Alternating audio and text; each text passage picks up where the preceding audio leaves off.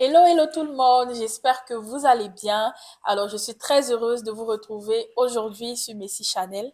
Nous ne sommes pas seuls comme d'habitude. Aujourd'hui, nous sommes avec le pasteur Nyamke Delphine, le pasteur résident des églises ambassades du Messie. Bonjour pasteur, Bonjour, grâce. comment vous allez aujourd'hui? Je vais très bien, merci. Et toi-même? Ça va très bien par la grâce de Dieu. Je Super. suis très honorée de vous recevoir aujourd'hui sur Oh, Messi Channel. le plaisir est partagé. Ok, alors pasteur, aujourd'hui nous sommes là pour parler d'un thème vraiment, vraiment intéressant. Mhm. Donc je vais vous laisser annoncer votre thème. Ok, chers auditeurs, j'aimerais saluer tout le monde, dépendamment de votre position, de là où vous êtes.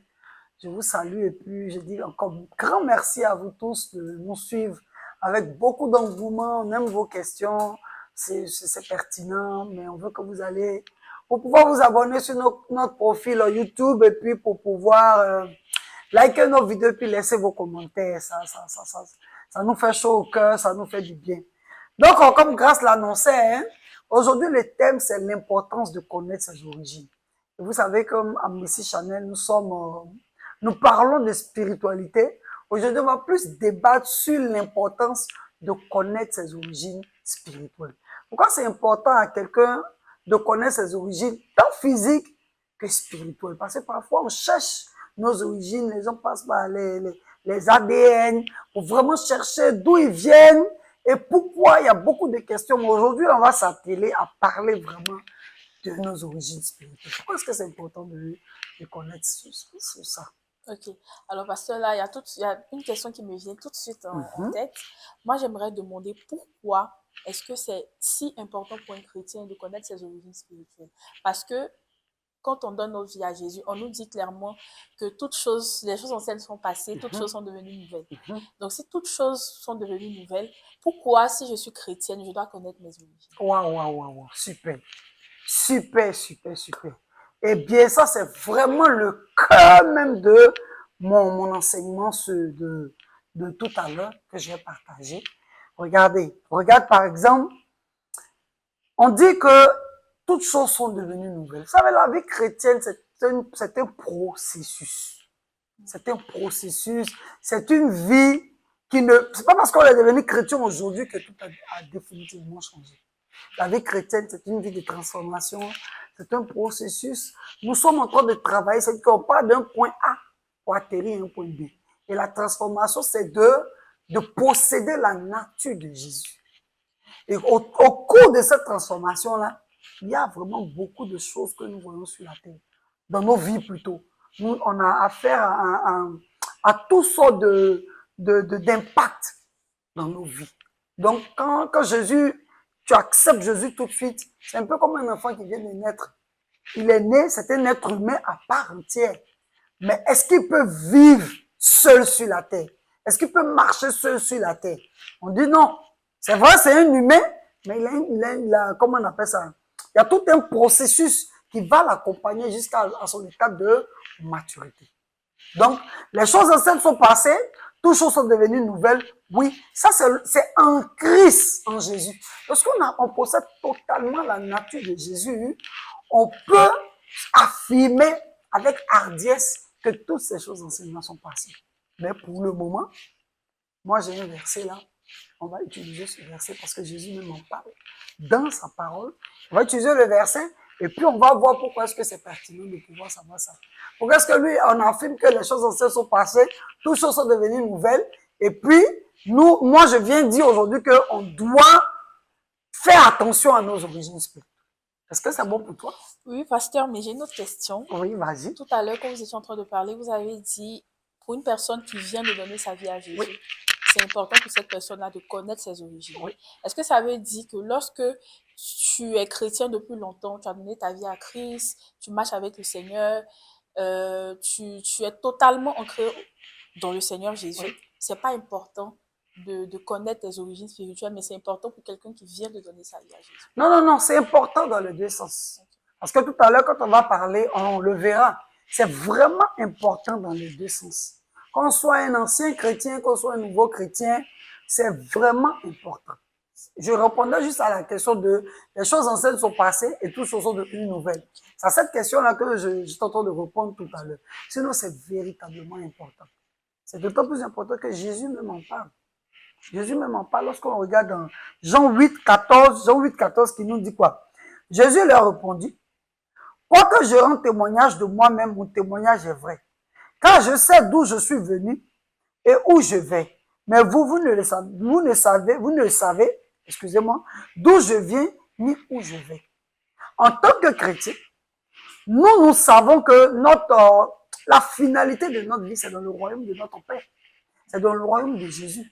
Mais notre marche sur la terre, c'est déterminant pour nous de pouvoir connaître nos origines. D'abord, quand on va parler d'origine, pourquoi c'est si important de connaître ses origines et d'y prêter attention? Même, je parle même d'abord sur le plan physique. Vous savez, moi, ayant vécu, présentement, je vis en Amérique du Nord, et avec les recherches, connaissant vraiment l'histoire de toutes ces personnes qui ont été déportées, qui ont connu l'esclavage, c'est pas une belle chose, mais il faut le dire. Elles ont connu l'esclavage, elles ne connaissent pas les origines. Aujourd'hui, on a affaire à plusieurs personnes qui sont en train de chercher les ADN, par l'ADN, de voir d'où elles viennent. Ça rassure. Tu vois? Quand on connaît ses origines, ça rassure. Ça te permet de pouvoir découvrir ton identité. Parce que quand on dit par exemple à quelqu'un, oh, tu es un Américain noir, ou tu es un Antillais, ça ne veut rien dire. Parce que lui, il sait que ses origines de base, là, c'est quelque part. Est-ce qu'il vient d'Afrique? Mais il vient d'Afrique, mais d'où d'Afrique? Sincèrement, c'est vraiment important de pouvoir savoir d'où est-ce que les choses ont commencé. Où est-ce que ça a commencé? C'est vraiment important. Et Jésus, il le dit, c'est à dessein. Il dit, moi, je sais d'où je viens. Il connaît ses origines. Il sait d'où il vient. Et avec ça, il peut marcher avec assurance. Et avec, comment on appelle ça, pleine connaissance, il est convaincu de sa marche terrestre. C'est pour ça que le Seigneur n'a pas échoué dans sa marche.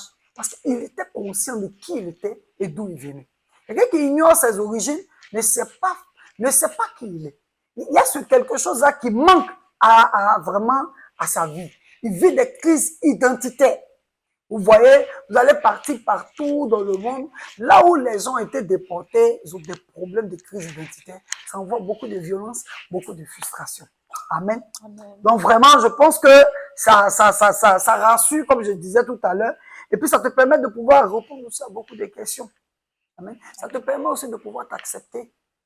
Je vais faire peut-être une petite lucane. Regardez par exemple, quand aujourd'hui, un couple de blancs, c'est pas mauvais, adopte un enfant noir. L'enfant, au début, quand il est petit, il ne sait pas que lui, il ignore que ses parents sont différents de lui, de par leur couleur. C'est vrai, ce sont des humains. Mais en grandissant, les gens même vont finir par lui dire, mais toi, tu viens d'où? Vu que ton père et ta mère sont blancs, et vice-versa, hein, comme un couple noir qui adopte un enfant blanc. C'est toujours, ces gens qui vivent dans ces choses-là, c'est pas facile. Leur marche n'est pas facile. C'est bon, grâce. Amen. Mais ici, moi, je veux vraiment parler du spirituel. Est-ce que tu as acte? Oui. Voilà. Je veux parler vraiment sur la question spirituelle. Et j'ai pour habitude de dire aux gens que si tu ne sais pas d'où tu viens, ta marche chrétienne sera difficile sur la terre. Tu vas souffrir dans ta marche chrétienne. Moi, je m'attendais à ce que tu me demandes, mais pourquoi? Parce que on a l'habitude d'entendre que Jésus a tout accompli. Quand on a Jésus, c'est un tout. C'est vrai. Jésus a accompli les choses. Il est venu nous montrer comment est-ce qu'on doit marcher sur la terre. Il a accompli les choses. Toutes choses sont accomplies en Christ dans le spirituel. Mais nous sommes sur la terre. Et la terre est influencée par beaucoup de forces. Il y a beaucoup d'opposition. C'est pour ça que même Jésus dit, nous sommes la lumière du monde. Ça veut dire quoi? Nous sommes dans un monde des ténèbres. C'est bon? Donc, par rapport aux origines spirituelles, il faudrait que nous puissions savoir quelles sont nos origines spirituelles. Ça va nous permettre de pouvoir bien nous comporter sur la terre. Surtout dans le plan physique. Amen. Ça va te permettre de pouvoir déterminer avec raison de pourquoi est-ce que toi tu es influencé par tel ou tel démon. Pourquoi est-ce que, par exemple, dans moi, ma famille, des gens, par exemple, dans cette contrée-là, les gens ont la difficulté à se marier.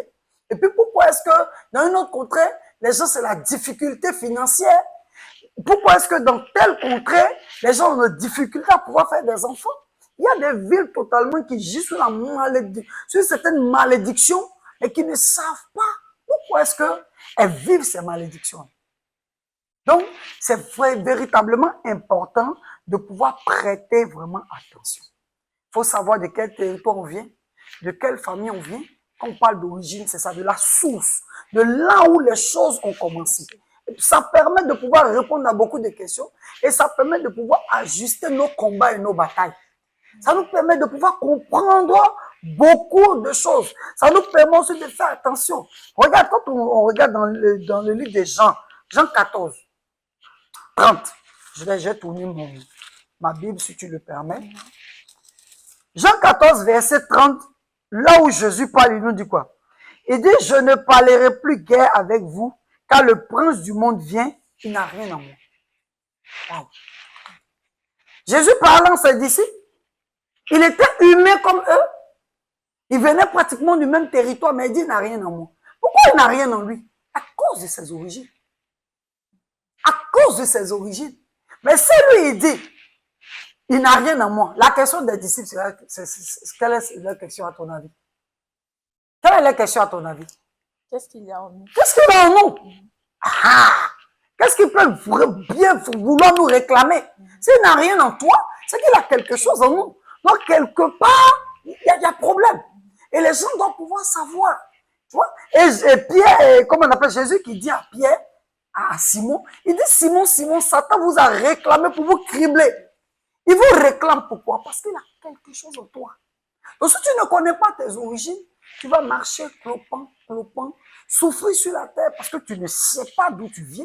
Tu ne sais pas quels sont les démons qui t'influencent. Regarde par exemple quand on prend la vie de Daniel. Waouh! Un bien-aimé de l'Éternel qui est vraiment resté connecté à son Dieu.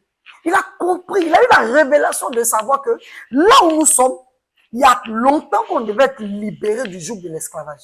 Mais pourquoi est-ce que nous sommes encore sur le joug de l'esclavage? Pourquoi est-ce que nous sommes encore à Babylone en train de souffrir? Et c'est là, Daniel, qui rentre, qui monte dans la dimension spirituelle. Dans le jeune, en train de chercher la face de Dieu. Et il découvre maintenant qu'il y a problème. On devait être depuis libéré. Mais pourquoi est-ce que ça ne va pas? À cause du territoire simplement sur lequel ils étaient. Ce n'est pas un territoire légal. Donc les origines de ce territoire-là revendiquaient des choses à ce peuple. Donc ils ont fait un blocus, une barrière pour les empêcher de pouvoir être libres, de pouvoir être émancipés. Et on le voit, lorsque l'ange Gabriel est venu combattre le prince, les démons territoriaux de Perse, c'est là que l'ange est venu lui donner la réponse. Il a dit, j'ai été bloqué pendant 21 jours. Il a dû avoir un enfant. Donc, lorsque nous marchons sur la terre, on doit pouvoir faire attention. De dire, mais si le diable vient, c'est vrai, j'ai accepté Jésus. Mais où je fais comment? Je vis où? Je vais où? C'est exactement comme dans le physique. Si tu sors d'une famille, je ne le souhaite pas aux gens. Je sais que par la foi, Jésus nous a libérés. Nous ne sommes plus malades. Oui. Mais physiquement parlant, il y a des familles qui ont génétiquement parlant, qui ont des problèmes de famille. Qui ont des problèmes, ça fait partie de leurs origines. Il y a des familles d'obèses. Il y a des familles, on va dire non, ceux-là, ils ont des tendances diabétiques. Dieu merci que le Seigneur Jésus nous a guéris. Amen. Il y a des familles où ils ont des tendances d'être hypertendus. Quand tu arrives à l'hôpital et qu'on fait ton bilan, on va chercher dans ton sang, on te pose tout de suite la question de savoir, est-ce que dans ta famille, il y a telle pathologie? Est-ce que dans ta famille, il y a déjà eu telle chose? Pourquoi? C'est pour pouvoir situer dans tes origines pour te dire, fais attention. Toi, tu dois pouvoir faire attention. Parce que toi, tu sors d'une famille où les gens ont eu beaucoup de cancer. Et toi, en tant que chrétien, qu'est-ce que tu vas faire avec cette information? Tu ne vas pas vivre de manière inconsidérée, de manière hasardeuse, faire ce que tu veux. Non, tu vas prier le Seigneur pour ne pas que cette pathologie puisse t'arriver. Sinon, si tu ne prends garde, que tu ne fais rien, tu vas finir par développer un cancer en tant que chrétien. Mais oui, tu vas finir par devenir diabétique en tant que chrétien. Tu vas finir par devenir hypertendu en tant que chrétien. Parce que tu ignores cette information. Tu ignores cette information capitale. Tu dis que, mais Jésus, tu étais là et puis j'ai eu tel nom. La Bible dit que le Saint-Esprit, c'est l'esprit de quoi? C'est l'esprit de la sagesse. L'esprit de l'intelligence. Donc, il vient réveiller quelque chose en nous. Nous sommes encore dans ce corps physique et nous appartenons à la terre. C'est bon? Et j'ai un autre point encore Pourquoi est-ce que c'est important de connaître ces origines spirituelles? À cause de ces esprits-là, les esprits familiers, les démons familiers. Un jour, on aura le temps, l'opportunité nous sera donnée, on va développer ça sur les 6 channels. Les démons de famille. Ce sont des esprits qui influencent. Même en tant qu'étant chrétien, ils ne vont pas te posséder. Un chrétien ne peut pas être possédé. Un chrétien peut être influencé. Paul a dit 3 fois, j'ai souhaité venir vous voir, mais le diable m'en a empêché. Le diable a résisté, les démons ont résisté à l'ange. C'est pas à nous. C'est pas à nous que le diable ne va pas pouvoir résister. Donc, du coup, il y a beaucoup vraiment d'influence. Alléluia. Donc, les esprits familiers, ce sont des esprits qui font quoi? Qui s'assurent d'être dans ta vie pour pouvoir te faire reproduire toutes les actions que tes parents ont posées dans leur vie. Et ces actions-là qui ont été posées dans nos vies, là, par nos familles, c'est pas des actions qui, forcément, que Dieu agrée. Il y a eu de l'idolâtrie, il y a eu comment on appelle ça, des sacrifices, ils ont immolé des animaux. Il y a certaines personnes même qui ont sacrifié même des humains pour aller loin. Il y a des gens qui ils ont sacrifié leur grâce. Tu es chrétienne, tu as accepté Jésus, mais tu luttes encore pour pouvoir te marier. Tu es chrétien, tu as accepté Jésus, ça c'est très indicateur, c'est très important pour le pasteur. Parce que lorsque tu vas lui donner tes origines, il va utiliser ça pour ce qu'on appelle la cure d'âme. Rentrer profondément. Nous, dans notre ministère, c'est ça que nous faisons. Nous traitons avec les âmes. Nous traitons pour la guérison des âmes. Nous traitons pour la restauration des âmes. Nous allons dans la délivrance. Et pour pouvoir faire une délivrance, il faut aller dans les profondeurs, dans les origines. Parce que c'est là qu'on peut comprendre. C'est là qu'on peut comprendre. Il y a des gens qui sont sujets à divorce, sur divorce, sur divorce, sur divorce, sur divorce. Pourquoi? Sa grand-mère a divorcé, son arrière-grand-mère a divorcé, sa mère a divorcé, elle-même va se retrouver de divorcer. Pourquoi? À cause de ce genre d'esprit qui fatigue beaucoup de personnes.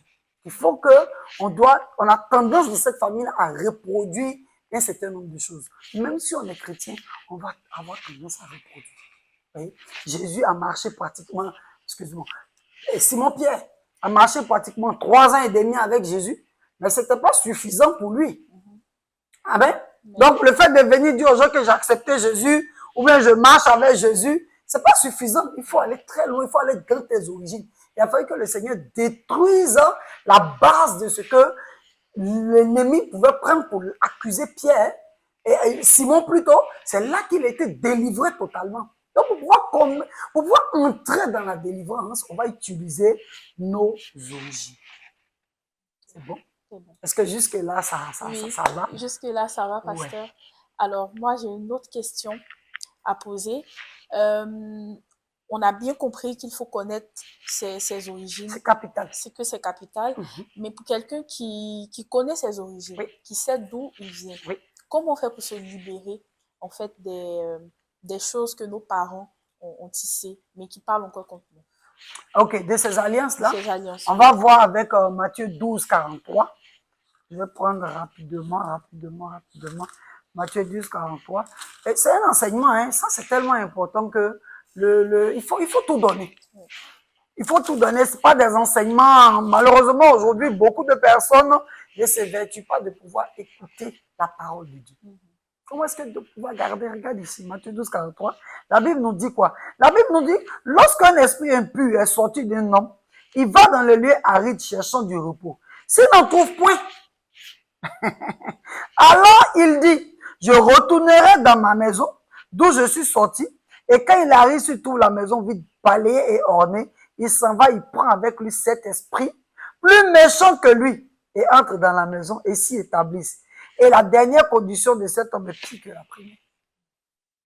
Est pire que la première. Est-ce que l'esprit est sorti? Quand on a compris ses origines, quand l'homme de Dieu a fini de faire ta délivrance, tu dois pouvoir te garder toi-même.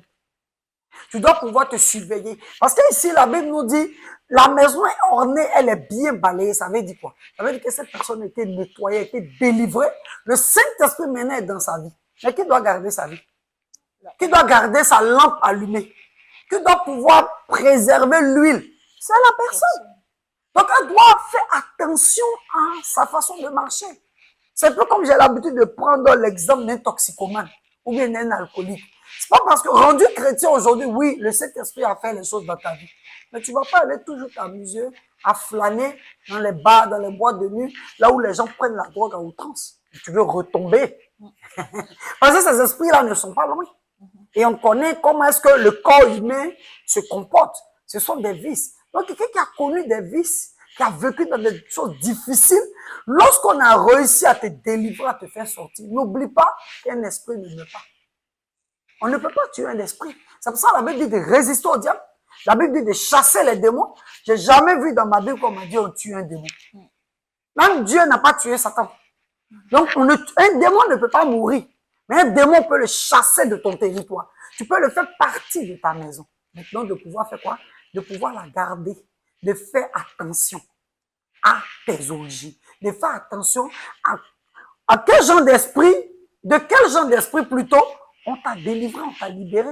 Si c'est l'esprit de la prostitution, dont quelqu'un a été délivré, tu vas pas aller t'amuser à flacoter avec les hommes, tout ça, non, sous prétexte que j'ai Jésus. Ici, c'est Jésus même qui parle. Il dit qu'un esprit impur est sorti d'une maison. Ça veut dire que quand tu es conscient que tu es passé par une délivrance, fais attention à tes pas. Le nom de Jésus, ce ne suffira pas. C'est pas ça? Paul nous dit quoi? Il dit que chacun se préserve, que chacun puisse se sonder pour voir s'il est encore dans la foi. C'est ça la difficulté avec les chrétiens. C'est pas un jackpot auto. Lorsqu'on a eu le gros jackpot, on a accepté Jésus dans sa vie. Et puis tout est fini, on doit vivre comme on veut, on fait ce qu'on veut, on va voir. Non, il y a beaucoup d'interdits. Chaque chrétien doit pouvoir se garder lui-même. Je dois pouvoir me garder des esprits qui ont influencé ma famille, qui ont fatigué mes parents, qui continuent de fatiguer ceux qui n'ont pas accepté Jésus. Pourquoi ils ne me fatiguent, vont plus me fatiguer? Parce que moi, je les connais. Quand tu connais un ennemi, tu es mieux outillé de pouvoir le résister, de pouvoir lui faire face. Je pense que j'ai répondu un peu à cette question-là. Oui, pasteur, vraiment, merci beaucoup d'avoir répondu à nos questions. On reviendra peut-être pour entrer un peu plus en profondeur. Merci à vous d'avoir suivi cette émission. On espère que vous en tiendrez compte de vos origines. Alors, on se dit à très bientôt sur Messie Channel. Que le Seigneur vous bénisse.